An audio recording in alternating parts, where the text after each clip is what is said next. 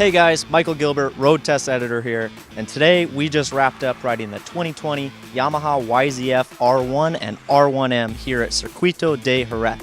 Yamaha didn't necessarily redesign this from the ground up, rather than improve the motorcycle upon an already potent platform. For both models, they had 4 goals. Maintain the same engine character and performance, improving efficiency to meet Euro 5 emissions standards. For each bike, it uses the same cross-plane inline-4 power plant that we've grown to love since 2009, except for it gets tweaks to the cylinder head, valve train, and a couple little things just to meet those regulations that we talked about.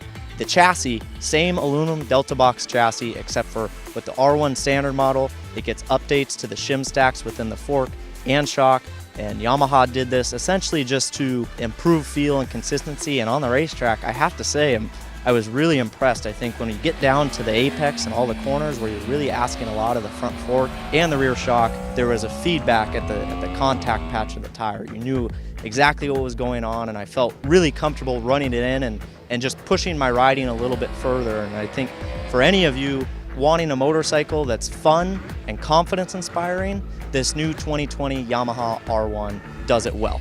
For the R1M, it also received suspension upgrades. At the front, it has an Öhlins NPX front fork. This is the world's first semi-active gas-charged fork on a production motorcycle. Same thing, Yamaha did this to improve consistency, bump absorption, and just feel at the contact patch of the tire. I have to say, I was never impressed with semi-active suspension, and I'd kind of lean to turn it into manual mode or lean back into a conventional fork. I think this might be changing my mind. There's a lot of feel at the contact patch, and I had confidence to run it in harder and trust that the motorcycle wasn't going to be significantly changing the settings in the middle of the corner when I'm expecting it to do one thing and then it does another. I'm impressed. The rear shock, same thing. There's a lot of stability when you're opening the throttle and trying to accelerate out of the corner. Yamaha also went to work on adjusting the electronic rider aids package.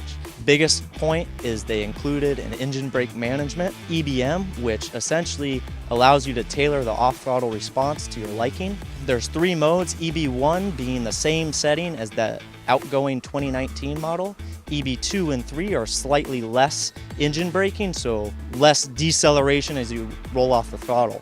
Personally, I preferred the EB Level 2 setting. EB Level 2, in my opinion, was the best of both worlds. It gave me the confidence and RPM that I needed, feel confident at the front tire's contact patch under hard braking off the back straightaway from 5th to 2nd, and have load properly on the front tire. Now, when we got to the faster corners, EB Level 2, it found a happy medium between allowing load on the front tire, but not using so much RPM to kill my momentum trying to get in and through the corner. Yamaha has also given the rest of the electronics package a lot of refinement. The traction control, slide control, and lift control, it's all just very precise. I have to say, I think that Yamaha's on-throttle response was very aggressive on the outgoing model, and that's tailored down a lot on this to where it still comes on very strong and the character is still there, but it's very smooth. It allows you to get out of the corner aggressively and drive rather than feeling twitchy at the throttle. The slide control is probably the most impressive aspect of the motorcycle.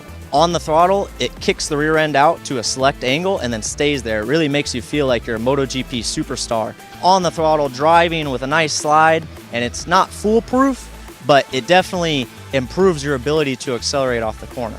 Both models will be hitting stateside in October of 2019. R1M 26,099, the R1 just about $17,000. If you like this video, be sure to like, follow, subscribe, and we'll see you next time.